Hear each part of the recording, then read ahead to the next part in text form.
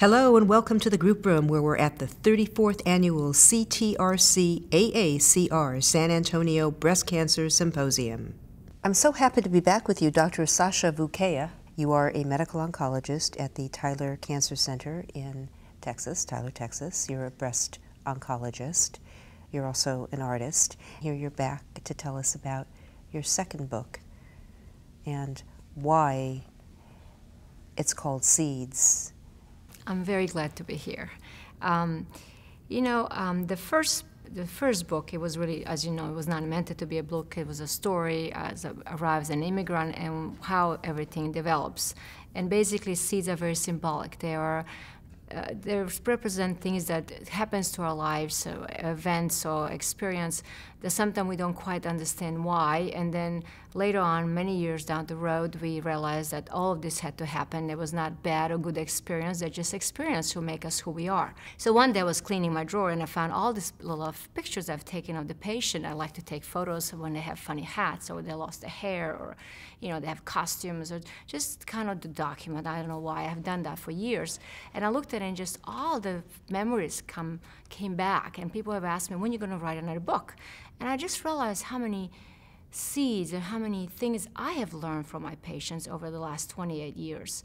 The things that when I think back over some people, there's a striking events in their life and how they shared it with me and how they, even 25 years later or 28 years later, I remember them vividly. And I said, perhaps I should write their stories and share with other patients. And so I did. And so there's about 10 chapters about courage and endurance and love and kindness and giving and laughters. And so what does it make to be a survivor? I mean, they're really ingredients. And you can tell when you see the patients who's going to be, no matter what the prognosis is, they're always somehow they will make that little the p-value that goes the other way. And statistics are just the numbers, and really every patient is different. There's no books that would specifically say this is what this patient has, this stage, this variable. So when I started writing these books, I called the patients and the family, and I was striking again how caring they were and actually privileged to share their stories and encourage someone else. So even though stories about 10 different people, they are symbolic representing many hundreds of other people who have a similar characteristic that made them be survivors. So the proceeds from this book are going to a Cancer Foundation for Life, which is an exercise program that we had for the last 10 years, that we are exercising patients and we see with this data that they live longer, to make them more independent, and we have noticed how much better they do, less side effect, less recurrence, less depression, less hot flashes, more endorphins, I mean, all of that and more independence. So I'm very excited that I could do this.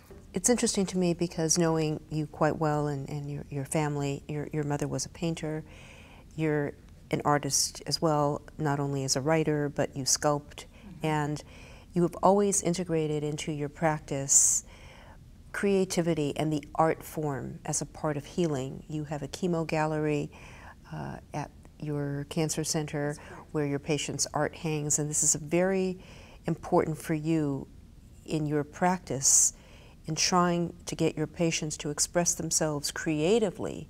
I always felt medicine is an art and art is a medicine. I think there's a lot of things what we do has very artistic side to it.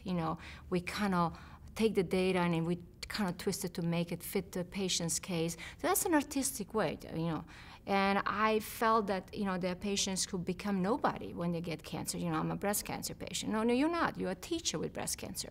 So trying to maintain that identity through the whole process when everything else is stripped. When I had a patient who was dying, and she said to me, I was getting very close to my patients, and it was terrible. It was very painful. She was a young woman who was a friend before she became an ovarian cancer patient. Her mother died from ovarian cancer.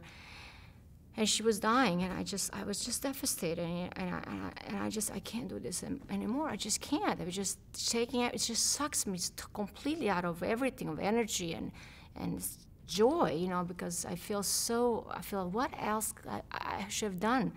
And she said to me, ask yourself one question. Are you better off knowing me as a friend or are you not? And when she said that to me, I said, I am so much better knowing her as a friend, even though it's going to hurt. And after that, I have become a little less guarded. I let my barriers down. I felt it's really not the patients and us, it's us. If you look at the picture of the book, the front page, you know, I was on call that day because I've had every Mother's Day weekend since I've been with our practice, and my partners finally said, you cannot have one more Mother's Day off. And the Race for the Cure, which I brought to Tyler, is the same weekend. So I was on call that day. Okay, so on Saturday I'm on call, and my patient, who I usually always run the race with her, called me. She said, where are you? She pages me. I said, I'm in the hospital. That's why I'm in the scrubs. So she said, aren't you going to come and run part of it, the race with me? I said, I'm in the hospital. I'm on call. I was not very happy about that.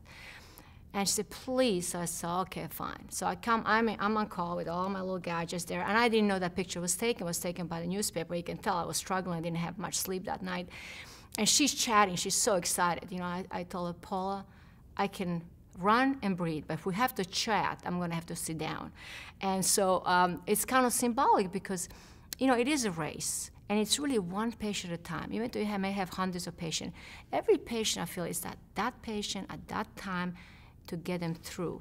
And it's that symbolically present kind of what is in the book. Every patient has their own race. The back of the book said, Seeds from My Patients, shares the priceless seeds of faith, hope, and courage that cancer patients have planted in a doctor's life.